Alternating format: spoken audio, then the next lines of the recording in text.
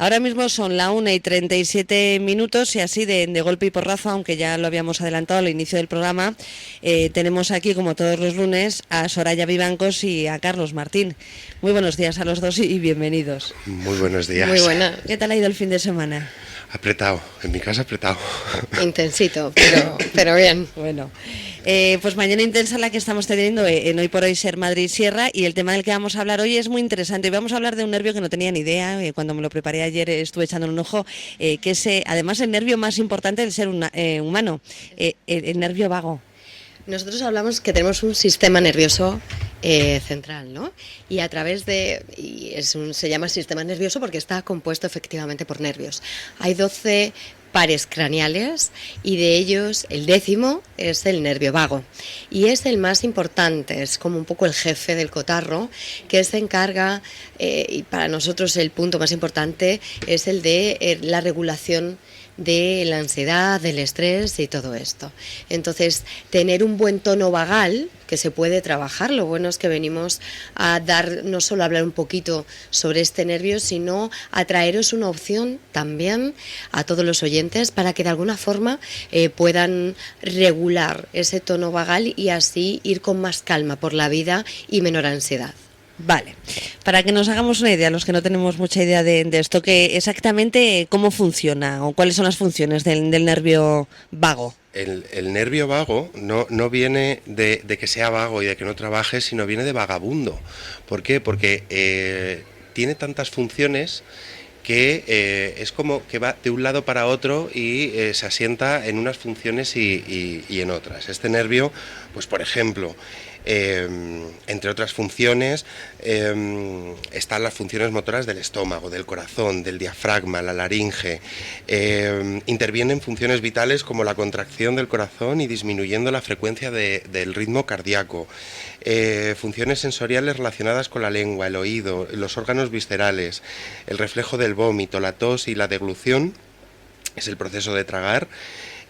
Así como movimientos del esófago, del intestino y también de los órganos viscerales. Por ejemplo, es muy curioso que se asocia también con, por ejemplo, con el síndrome de colon irritable, que esto ya nos va sonando un poquito más, o el síndrome del estudiante, que se le conoce también, o colitis ulcerosas.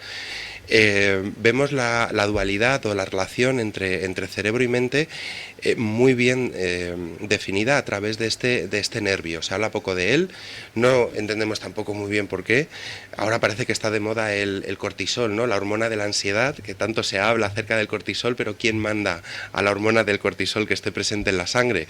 Pues nos tendríamos que ir atrás y ver el sistema adenohipofisiario, pero en el inicio de toda esta segregación de cortisol lo encontramos en el nervio vago.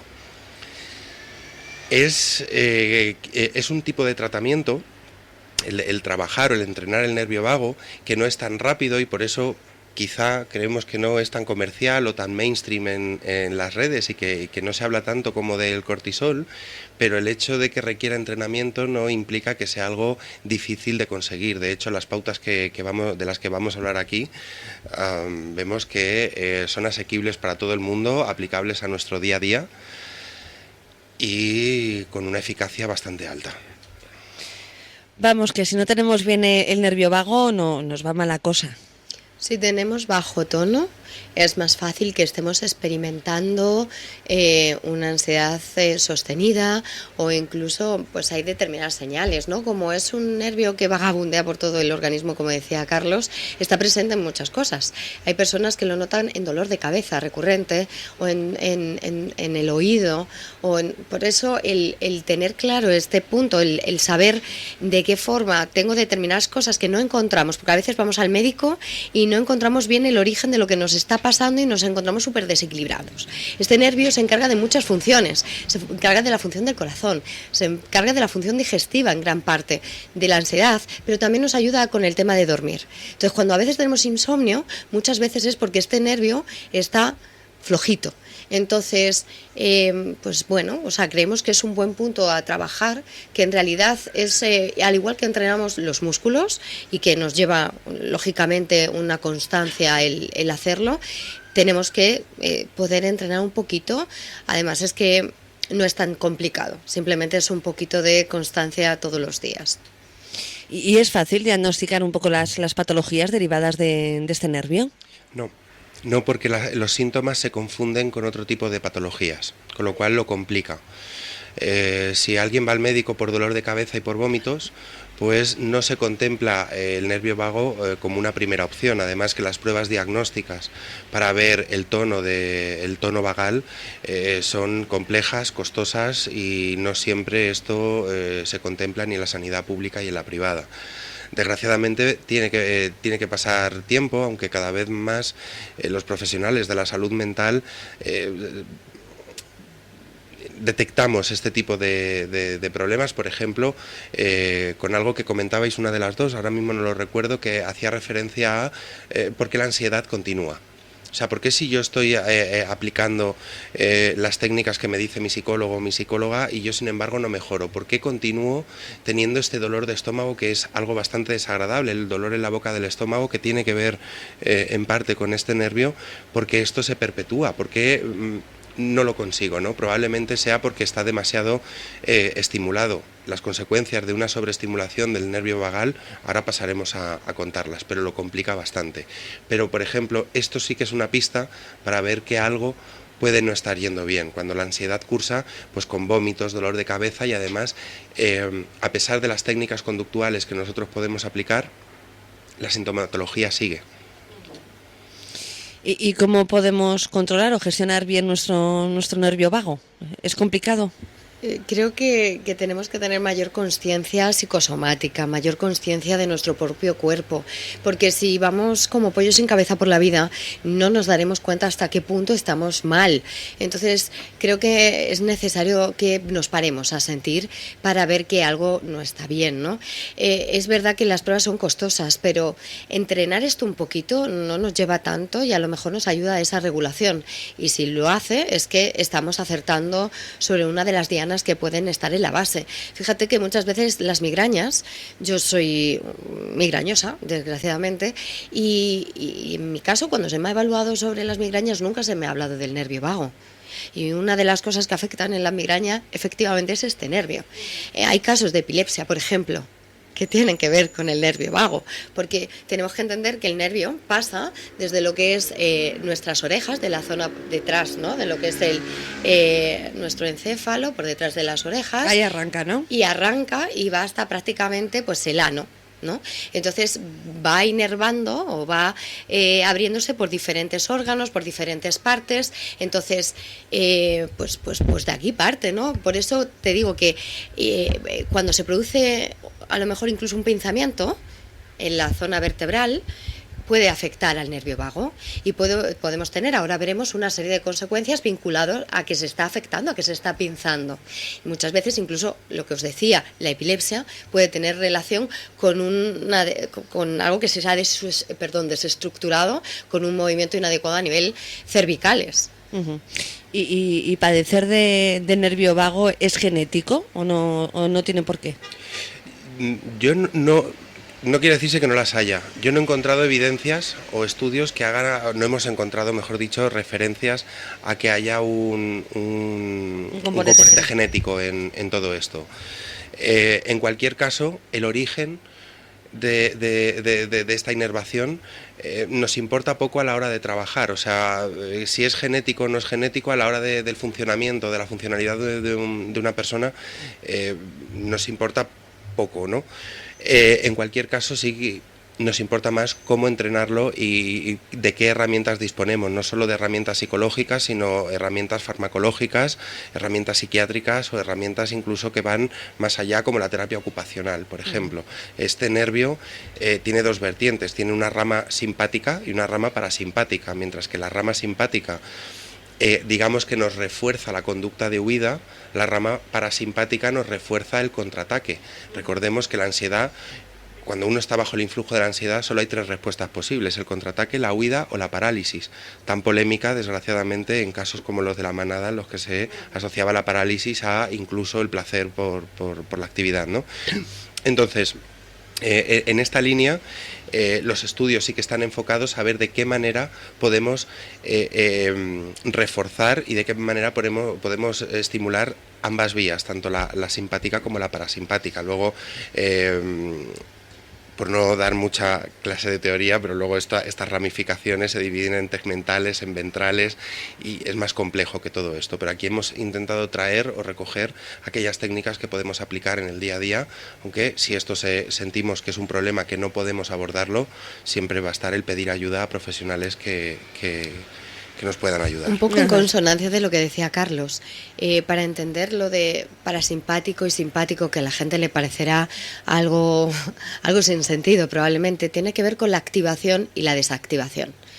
La parte simpática es la encargada en nuestro sistema nervioso autónomo. El sistema nervioso autónomo es el que activa el que funciona de manera autónoma, es decir, tiene todas esas funciones, y entre ellas la ansiedad, la respiración, la regulación cardíaca, la temperatura, que no necesitamos pararnos a acordarnos de ella, porque si no tendríamos un severo problema, ¿no? Entonces, él ya trabaja solo.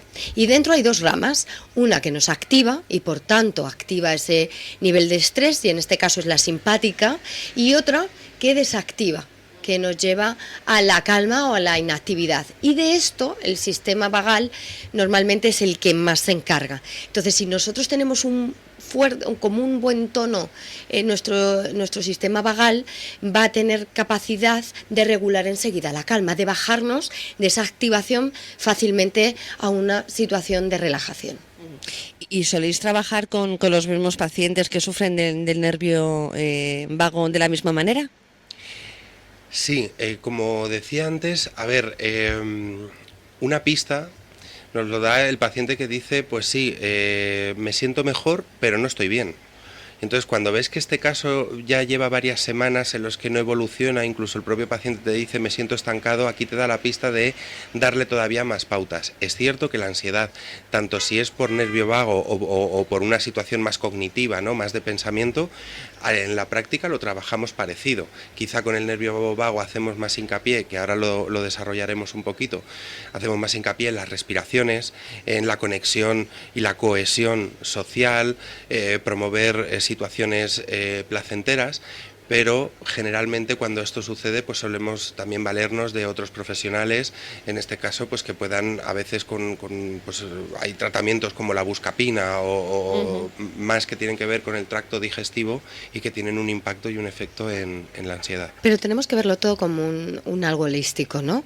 Porque al final una cosa afecta a la otra. Es decir, el que tú estés con un estado anímico bajo durante mucho tiempo afecta a nuestros neurotransmisores. Entonces, al igual que aquí, si yo tengo muchísima ansiedad sostenida, me va a afectar al nervio vago y va a hacer que ese tono disminuya. Entonces todo tiene conexión, no es tanto encontrar el origen tú tienes el tono vago porque así partes tú de origen, sino que es más bien que no sabemos qué ha sido antes el huevo o la gallina, porque todo está relacionado. Entonces muchas veces cuando estamos tratando un problema de ansiedad, a no ser, como decía efectivamente Carlos, que sea súper recurrente y que haya cosas que estemos haciendo y no hay manera, pues el ir un poquito más allá nos ayuda, pero que todo tiene una conexión, que una cosa va con la otra. Es un cuerpo que está tan bien conectado que cuando movemos una pieza, otra también se mueve. Entonces no hay que verlo como compartimentos estancos, sino como un todo.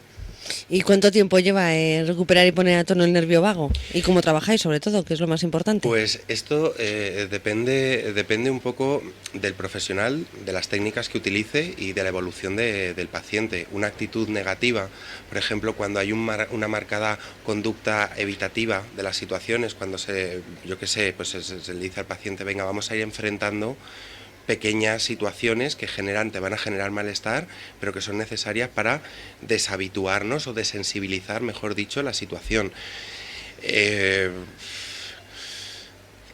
Con un buen tratamiento, a lo mejor en 6 sesiones, 7 sesiones, ya el paciente empieza a ver algún tipo de mejoría. ¿Y esto sobre qué recae? Sobre el sentimiento de capacidad. Si he sido capaz de enfrentar una situación familiar, una discusión, una conversación incómoda o algo, me va a dar más fuerza a mí para poder enfrentar. Entonces, para mí no es tanto cuánto va a durar, sino cuánto vamos a tardar en que salte la primera chispa de la que vamos a tirar para continuar el tratamiento. ¿Por qué se sabe tan poco del nervio vago? Pues porque yo creo que los estudios están, o sea, ya hay estudios de hace tiempo, pero últimamente está habiendo mayor hincapié en este tipo de cosas. De hecho, se está estudiando mucho sobre la microbiota, por otro lado, el tema de los intestinos, todo esto, que tiene mucha relación con el nervio vago, porque es que está plenamente conectado. Entonces, se sabe que cambiar las bacterias que hay en el intestino tiene que ver con a veces enfermedades degenerativas ahora mismo del cerebro. Entonces, ahora mismo hay muchísima investigación en este punto y estamos nosotros también como creciendo en conocimientos. Por eso estamos tratando de abrirnos y de implementar nuevas cosas que pues, de alguna forma se están poniendo a prueba ahora, se están reforzando ahora esas evidencias anteriores. Otra de las cosas importantes del nervio vago tiene que ver con que que también afecta en la socialización. Cuando vemos también uno de los puntos que nos encontramos como que nos cuesta más socializar, a veces también puede estar el origen ahí. Es decir, el nervio vago se encarga de la producción de oxitocina, que es esa hormona del amor, que nos hace conectar con los demás. Entonces, por eso cuando una persona tiene fobia social o problemas sociales, le afecta al estómago, se le cierra, no puede comer delante de las personas porque le cuesta deglutir, le cuesta tragar.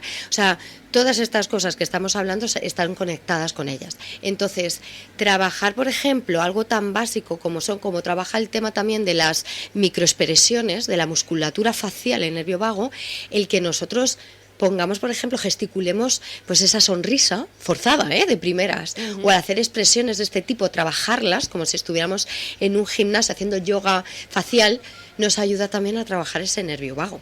Hacer, por ejemplo, y esto está bien, ir cogiendo consejitos. Sí, de hecho decíamos, hay un ejercicio que ya se sabía hace ya tiempo, incluso antes de estos últimos estudios, que era ponerse un lápiz en la comisura de los labios, que hace que pues tengas como esa posición de risa, ¿no? De sonrisa. Entonces, eso ya ayuda, ya tu cerebro le manda el mensaje de estoy bien, me estoy sintiendo bien, y segrega una serie de hormonas como las endorfinas, ¿no? Por otro lado, como afecta al paladar y a la laringe, como decía Carlos, pues el que hagamos, por ejemplo, gárgaras, o el que hagamos, por ejemplo, el sonido de Om, que se hace en yoga, estimula el nervio vago, y por eso cuando se hace nos sentimos tan bien, nos sentimos tan en calma. Entonces bueno, esa vibración de las cuerdas bucales, del paladar, ayuda a que nos relajemos y a que nos sintamos bien. Incluso si queremos hacerlo más fuerte, en vez de con Om, el Hom, que se dice Hom, y el sonido es un poquito, produce una vibración mayor y mayor calma. Por ejemplo, el pasarnos la lengua a través de todos los dientes, como una forma de ir notándolos, percibiéndolos, pasamos por los de arriba, por los de abajo, pues eso también nos ayuda a activar el nervio vago, ¿verdad, Carlos? Totalmente, y por ejemplo, el exponernos al frío. Ahora ya que se acerca el invierno, o yo a veces a algunos pacientes les recomiendo que tras darse la ducha, una ducha normal, que prueben unos minutos a estar bajo el agua fría.